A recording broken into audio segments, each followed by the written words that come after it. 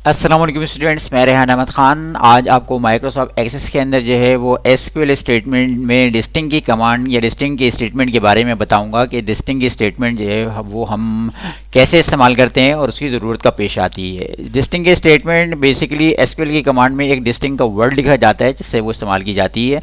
और क्यों इस्तेमाल की जाती है वो उस वक्त इस्तेमाल की जाती है जब आपके डेटाबेस के अंदर जो वो मल्टीपल रिकॉर्ड्स मौजूद हों और आप उन मल्टीपल रिकॉर्ड्स को वन टाइम शो करना चाहें तो आप डिस्टिंग स्टेटमेंट इस्तेमाल करते हैं। ठीक है, तो इसको दोबारा से सुन लीजिए या अभी आपको मैं स्टेटमेंट में या इसकी क्यूरी बना के दिखाऊंगा भी कि हम डिस्टिंग स्टेटमेंट कैसे इस्तेमाल करते हैं।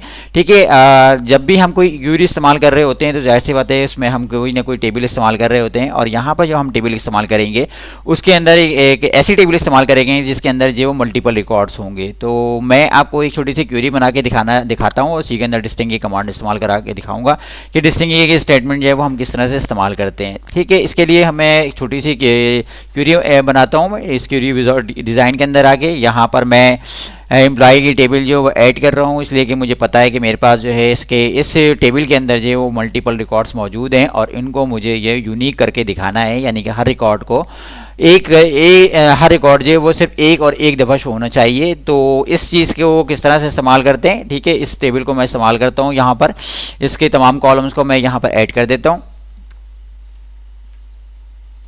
ठीक है, ये मैंने तमाम कॉलम ऐड कर दिए और इस तमाम कॉलम्स का डेटा जो है वो मैं आपको शो करता हूँ कि यहाँ इस टेबल के अंदर क्या क्या मौजूद है। ठीक है, इस टेबल के डेटा के ऊपर अगर आप एक नज़र डालें तो इसकी जो कॉलम्स हैं वो employ code, sale quantity, unit, rate, amount, sale rate और टाइप है। और अगर इनके जो है वो जो इनमें इंफॉर्मेशन फीड हुई है उस पर अगर आप नज़र डालें तो एम्प्लॉय कोड जो है वो मेरे पास मल्टीपल टाइम्स आ रहा है, यानी कि 2 आ रहा है, 2 के कई रिकॉर्ड आ रहे हैं, 3 के कई रिकॉर्ड आ रहे हैं, 4 के कई रिकॉर्ड आ रहे हैं।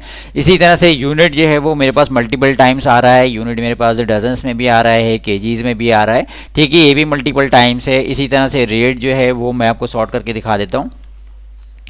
रेट जो है वो मेरे पास जो है वो मल्टीपल टाइम्स आ रहा है, 60 में भी आ रहे हैं, 70 में भी आ रहे हैं, 80 में भी आ रहे हैं और 180, 250 और समथिंग 300 तक जो है सारे के सारे रिकॉर्ड मल्टीपल में आ रहे हैं। ठीक है, चौथी चीज़ यहाँ पर मेरे पास मल्टीपल आ रही है वो टाइप में आ रही है, यानी कि ये जो डेटाबेस है वो एक फ्रूट की डेटाबेस है और इसमें जो है वो फ्रूट के नेम जो है वो मल्टीपल टाइम्स आ रहे हैं, यानी कि मैंगो की टाइप आ रही है, इसमें बनाना की टाइप आ रही है, इसमें पपाया की टाइप आ रही है। तो ये जो रिकॉर्ड्स हैं ये मल्टीपल टाइम्स आ रहे हैं। अब मुझे क्या करना है या मेरे जो रिक्वायरमेंट है वो ये है, मेरा क्राइटेरिया ये है कि मैं हर रिकॉर्ड को जो मल्टीपल हो या ना हो या एक दफ़ा भी इसके अंदर शामिल हो तो वो मेरे पास एक ही दफ़ा शो होना चाहिए। यहाँ पर मेरे पास इस वक्त 20-25 रिकॉर्ड आ रहे हैं और इनके अंदर जो है वो एक रिकॉर्ड भी मौजूद है और जो है एक से ज़्यादा रिकॉर्ड भी मौजूद हैं। लेकिन मुझे क्या करना है कि मुझे एक ऐसी क्यूरी बनानी है, मुझे एक ऐसी स्टेटमेंट राइट करनी है जिससे हर रिकॉर्ड जो है वो सिर्फ और सिर्फ एक दफ़ा शो हो, मल्टीपल टाइम्स शो ना हो। तो ऐसा करने के लिए मुझे क्या करना पड़ेगा या कोई एक छोटा सा ऐसा काम करूं मैं जिससे ये चीज़ मेरी ये मसला हल हो जाए या ये मेरी क्यूरी राइट हो जाए।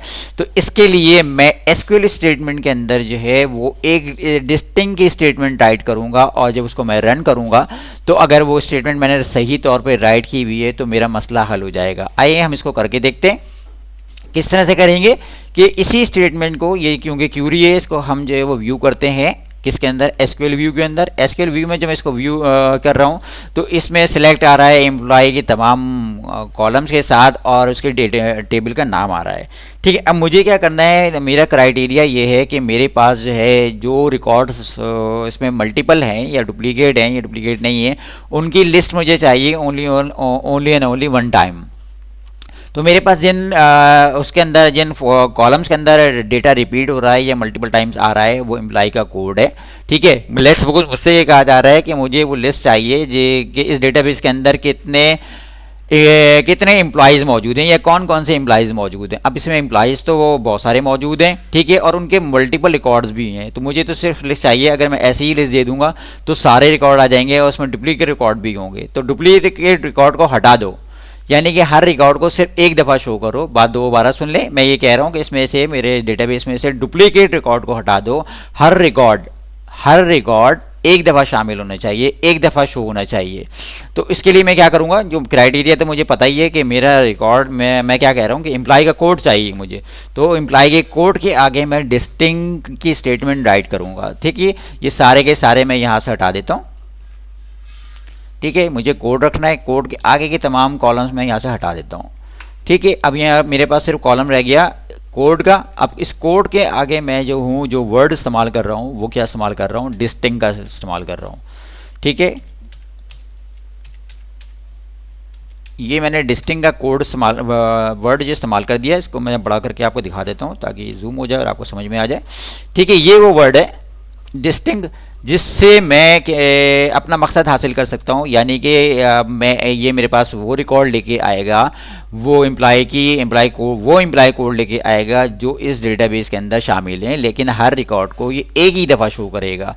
ठीक है, इसको रन करके देखता हूँ, अगर ये स्टेटमेंट सही है तो ये कुछ ऐसे ही काम करेगा जैसा मैं कह रहा हूँ।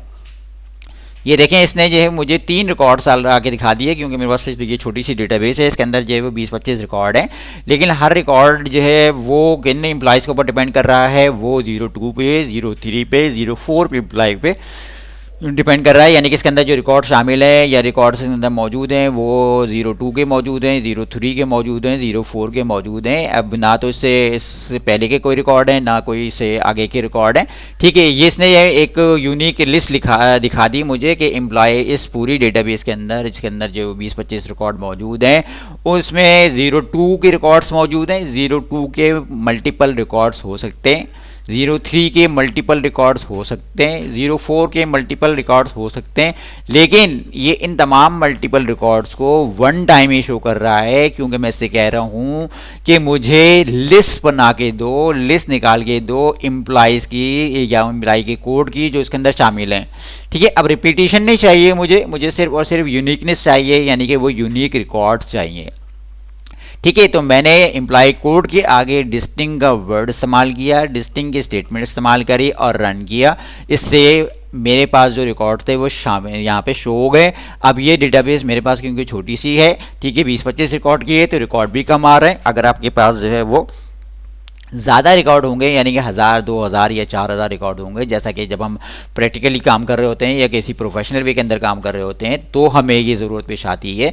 ठीक है, कि हम जो वो ज़्यादा रिकॉर्ड्स हैं हमारे पास और हम उनको यूनिक करके देखें, तो हम डिस्टिंक्ट की कमांड आसानी से लगा सकते हैं और लगा के ये काम कर सकते हैं। यहाँ पे तो सिर्फ समझाने के लिए मैंने आपको जो है एक छोटी सी डेटाबेस रखी हुई है।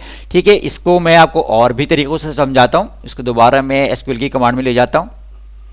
SQL व्यू में आ गया। इसको व्यू के बाद मैंने ये तो आपको दिखा दिया कि एम्प्लॉय कोड जो यूनिक एम्प्लॉय कोड हैं वो शो कर दिए।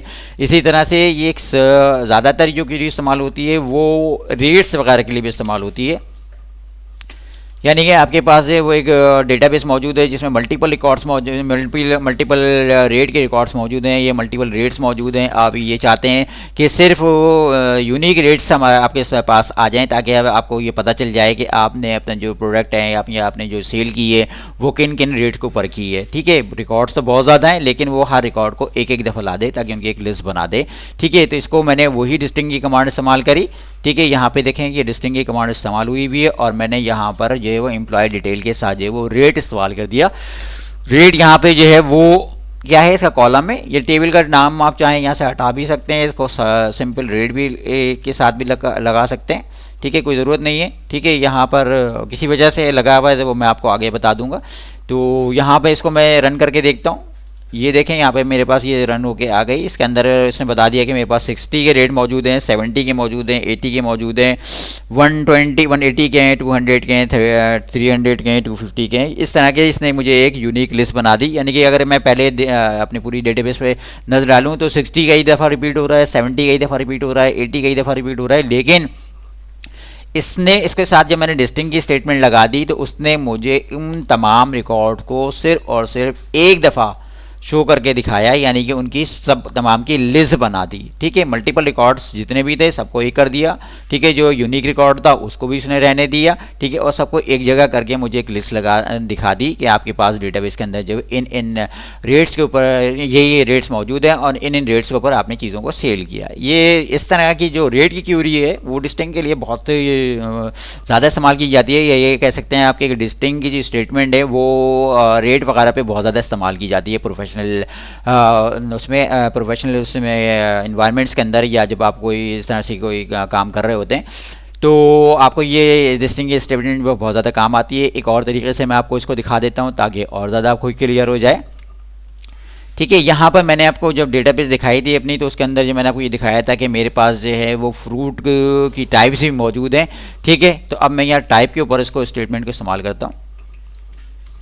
ठीक है, इसको रन करता हूँ, तो ये देखें कि मेरे पास जो ये बता रहा है कि आपके इस डेटाबेस के अंदर जो वो 3 टाइप के फ्रूट्स मौजूद हैं। यहाँ ज़्यादा क्लियर हो जाएगा। ठीक है, रेट में भी क्लियर हो जाना चाहिए, यहाँ पे भी क्लियर हो जाना चाहिए कि यहाँ पे मेरे पास बनाना मौजूद है, यहाँ पे मेरे पास मैंगो मौजूद है, यहाँ पे मेरे पास पपाया मौजूद है। यानी कि फ्रूट की टाइप जो मैं सेल कर रहा हूँ वो 3 टाइप के फ्रूट सेल कर रहा हूँ। इसमें जो है वो बनाना भी है, मैंगो भी है, पपाया भी है। एक चीज़ का और मुझे यहाँ फ़ायदा हो जाएगा, अगर मैंने कोई टाइपिंग मिस्टेक करी हुई है, लेट्स सपोज बनाना में मैंने कोई टाइपिंग मिस्टेक कर दी है, तो वो उसको क्या कर देगा, अलग से शो कर देगा। जिससे मुझे फ़ायदा क्या होगा कि मुझे पता चल जाएगा कि ये रिकॉर्ड का इसका ताल्लुक तो बनाना से है, लेकिन स्पेलिंग मिस्टेक होने की वजह से ये अलग मुझे दिखाया जा रहा है। तो मैं इस तरीके का भी फ़ायदा उठा सकता हूँ इस डिस्टिंग स्टेटमेंट से कि वो उसको जो है वो भी शो कर देगा और मुझे पता चल जाएगा कि इसमें स्पेलिंग मिस्टेक है, तो मैं इसको स्पेलिंग मिस्टेक को सही करके दोबारा जो है वो रन कर सकता हूँ। ठीक है, और ताकि मेरे जो डेटा है वो सही हो जाए। तो ये एक तरीका कार भी है डिस्टिंग स्टेटमेंट को इस्तेमाल करने का। तो मैंने आपको जो है वो तीनों चारों तरीके जो डिस्टिंग स्टेटमेंट के थे वो मैंने आपको समझा दिए, यहाँ बता दिया कि डिस्टिंग स्टेटमेंट जो है वो आप कैसे इस्तेमाल करते हैं और क्यों इस्तेमाल करते हैं। तो स्टूडेंट्स, मेरे ख्याल में आज का लेक्चर आपको सिर्फ डिस्टिंग स्टेटमेंट को समझाने के लिए था। 2-3 तरीके जो थे वो मैंने आपको क्या बता दिए, इनको टाइप करके इनको रन करके दिखा दिया।